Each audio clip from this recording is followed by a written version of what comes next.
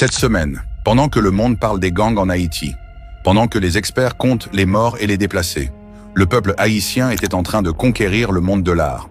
Première histoire. Venise, Italie, la Biennale de Venise, l'exposition d'art la plus prestigieuse et la plus ancienne du monde. Des artistes de 90 pays, des millions de visiteurs. Et cette année, Haïti y est.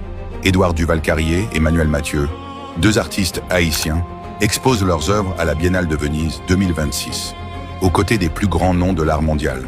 Des hommes nés en Haïti, qui ont grandi avec les couleurs, les douleurs et la beauté de ce pays, et qui racontent Haïti au monde entier.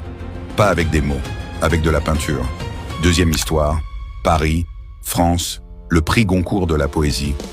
Robert Sabatier 2026, le prix littéraire le plus prestigieux de la langue française. Le lauréat cette année, René Depestre, poète haïtien, 97 ans. Une vie entière dédiée à la poésie, à la beauté des mots, à la résistance par la langue. Un haïtien, récompensé par la France, avec le prix le plus important de la littérature française. Pense à ce que ça signifie. La France a forcé Haïti à payer 150 millions de francs or pour son indépendance. Elle a humilié ce pays pendant 2 siècles. Et aujourd'hui, c'est un fils d'Haïti qui reçoit son plus grand honneur littéraire. Ce n'est pas de la revanche, c'est de la grandeur. Voilà ce que le peuple haïtien fait depuis 1804. Il transforme la douleur en art, la résistance en poésie, l'humiliation en beauté. Venise, Paris, le monde entier. Le sang haïtien brille partout.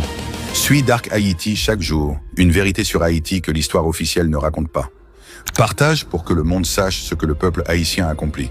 Et tag un haïtien créatif dont tu es fier.